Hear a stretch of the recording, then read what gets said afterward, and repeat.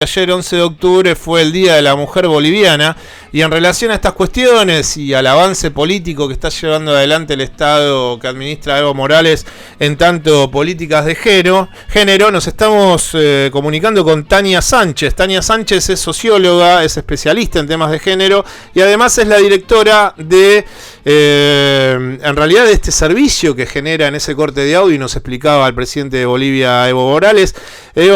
Tania Sánchez es la directora general ejecutiva del Servicio Plurinacional de la Mujer y la Despatriarcalización y se llama Ana María Romero y esto queda en Bolivia. ¿Cómo te va, Tania? Buen mediodía, Marcelo Aymar te saluda, ¿cómo estás?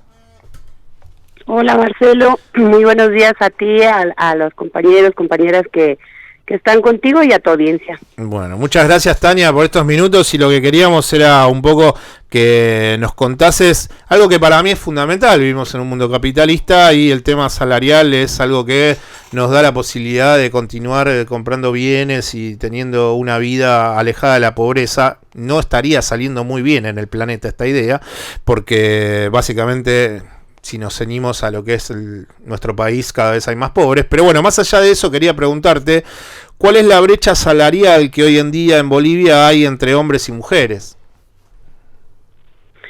Bueno, la brecha salarial, de acuerdo a la información que hemos venido trabajando, es del 27% entre hombres y mujeres.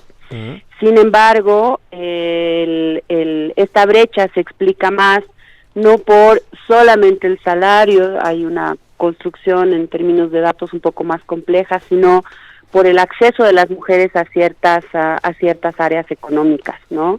Y donde sí la brecha se abre muchísimo. Por ejemplo, la brecha en el sector minero es de alrededor de 127%, en el sector textil lo propio en lácteos, que son temas que pasan en mi país y seguramente también en el tuyo, puesto que en estos rubros normalmente los turnos son de 24 horas.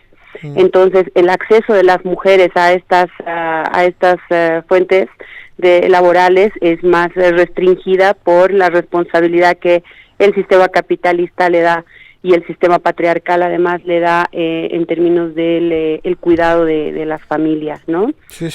Parte de esta tarea, una de las tareas que se nos ha planteado al servicio el día que el presidente anunciaba su creación, y bueno, estamos trabajando desde el 12 de marzo de este año, fue la disminución de las brechas salariales entre hombres y mujeres, y el construir propuestas para la conciliación de la vida privada y la vida pública. En ese margen hemos estado trabajando conjuntamente una comisión técnica con el Ministerio de Trabajo, organizaciones sociales, empresa privada, para desarrollar un decreto supremo que promueva la disminución de la brecha laboral, porque es el acceso laboral y las brechas laborales son las que inciden de mayor forma, y bueno, en esto estamos trabajando ahora, ¿no? Claro, le decimos a la audiencia que Bolivia tiene además una composición parlamentaria que la ubica muy bien en lo que tiene que ver con ese tipo de políticas de género en la región, ya que su composición parlamentaria, el 51% está conformado por mujeres, y más allá de eso quería comentarte el tema de los femicidios. Ustedes en el 2018, según algunos datos, han tenido el número lamentable de 128 femicidios durante todo el año 2018. En la República Argentina son muchos más el número, la cantidad de femicidios que se realizan en la República Argentina. Pero esto tiene que ver con un proceso que ustedes muy bien han nombrado hasta el servicio con esa palabrita, que es un proceso de despatriarcalización. Bueno, ¿cómo se llevan adelante políticas entonces para que desde un Estado se le haga comprender a una sociedad que debe tener una idea en donde esa despatriarcalización debe llevarse adelante? Bueno, esto no es reciente, creo que el trabajo y lo que en Bolivia se ha estado gestando estos últimos 13 años ha sido realmente un avance en términos de norma, ¿no? Tenemos una constitución política con más de 30 artículos que reconocen y promueven el ejercicio de los derechos de las mujeres. La paridad y la alternancia es reflejo de aquello, y el que tengamos mujeres en espacios de decisión tanto nacionales, departamentales y locales, ha incidido también en que en cada espacio hay normas que son favorables al ejercicio de los derechos de las mujeres. Y esas normas, si bien hemos avanzado muchísimo en eso, no necesariamente se reflejan en cómo la sociedad, una sociedad que lamentablemente todavía tiene un imaginario social que todavía respalda muchísimo una mirada desde los hombres, ¿no es cierto? Rechaza pues ese avance, el que cada vez más mujeres están accediendo a puestos de decisión, que están trabajando, que estudian, que al final de cuentas dicen, bueno, yo no quiero ya vivir sin violencia o una relación violenta, entonces ya no es necesario, ya no está mal visto el que yo me separe de mi pareja. Entonces, esto es lo que creemos está ha fortalecido también la violencia, por eso es que los altos índices de violencia y feminicidios en nuestro país. Y bueno, este año una de las tareas que nos hemos planteado desde el Estado Nacional y que desde el servicio la estamos impulsando ha sido la creación de un plan nacional contra los feminicidios. De la primera medida, el declarar prioridad nacional la prevención de la violencia. Y acá creo que sí es importante esto que tú decías, cómo construimos despatriarcalización.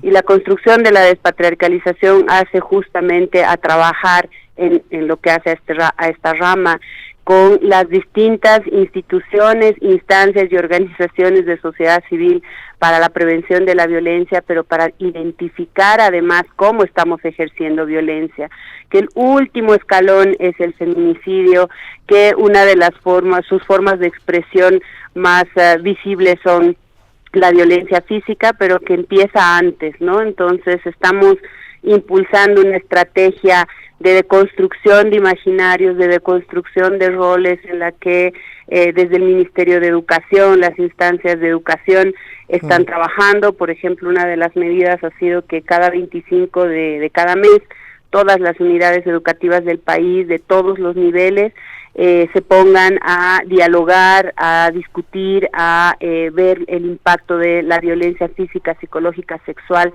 de acuerdo al grupo etario, que se hagan acciones con la comunidad, con los padres, las madres de familia. Se está viendo también una propuesta de currícula específica que tenga el próximo año una materia concreta que hable sobre despatriarcalización y prevención de violencia. Y nuevamente, cuando hablamos de despatriarcalización, es de construir el patriarcado, un patriarcado que se nutre y se fortalece por un sistema capitalista, liberal y colonial, ¿no? Entonces es una tarea ardua, es una tarea que habla desde políticas públicas hasta el cotidiano de lo que se habla en los medios de comunicación, en la radio, en el transporte y demás, ¿no? Tania, buen día. Luciana la saluda. Hola, Luciana. Quería preguntarle cuáles son los índices de embarazo juvenil y bajo qué características se dan estos embarazos juveniles.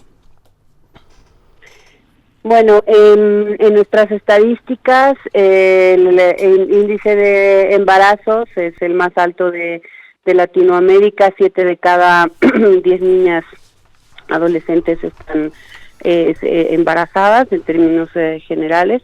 De estos embarazos, alrededor de un 40% son por violencia sexual. De ahí también la importancia del trabajo que se ha hecho desde el movimiento de mujeres en el país en torno a la promoción de la interrupción del embarazo, ¿no? Y bueno, esto está muy vinculado también a algunas regiones del país, más hacia el oriente, regiones que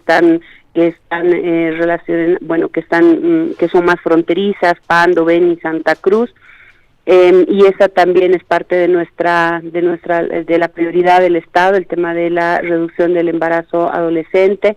Ahí la construcción y la información en términos a métodos anticonceptivos, pero también el seguir fortaleciendo políticas desde lo que son los procesos de educación. Nos hemos encontrado con movimientos que en Brasil, en Paraguay, en la Argentina también ya están presentes estos movimientos antiderechos, que como con Mis Hijos No Te Metas, por ejemplo, porque se plantea que los niños, las niñas, los adolescentes hasta los 16 años no debieran hablar de la sexualidad, que no debiéramos trabajar con estas políticas, pero bueno, creemos que es una ventaja nuestra, que nuestra legislación más bien promueve aquello. Tenemos una legislación laica además, y que bueno, hay un compromiso y una voluntad política decidida del gobierno a nivel central y también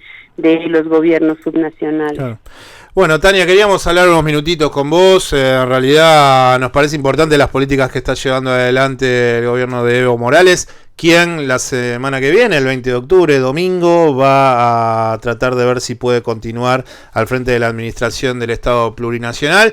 Mandarte un beso, buen fin de semana, y seguramente ahora que generamos este contacto nos gustaría generar un vínculo a futuro y poder hablar de acá a un tiempo. Así que, Tania, muchísimas gracias por estos minutos. No, muchísimas gracias a ustedes, encantados de seguir compartiendo lo que se está haciendo, aprendiendo también, y como tú dices, esperamos pues fortalecer más bien lazos. Creo que es importante el construir con países hermanos la articulación entre lo que es la construcción de sociedades, pero la construcción de la democracia, ¿no? Ahí plantear y recalcar lo que ustedes también mencionaban antes, la importancia de hacer democracia, y democracia en nuestro país cada vez más es sinónimo también de la participación política y efectiva de las mujeres en todos los espacios. Democracia hace también a construir y decidir sobre nuestros cuerpos, sobre nuestras vidas, y bueno, sobre la construcción de nuestros países y nuestra historia. Te mando un beso, Tania. Buen fin de semana. Gracias. Chau, chau. Quien está hablando con nosotros era Tania Sánchez. Tania Sánchez es socióloga y actualmente es la directora de un servicio que generó la administración del presidente boliviano Evo Morales. Es la directora general del Servicio Plurinacional de la Mujer y la Despatriarcalización, denominado Ana María Romero.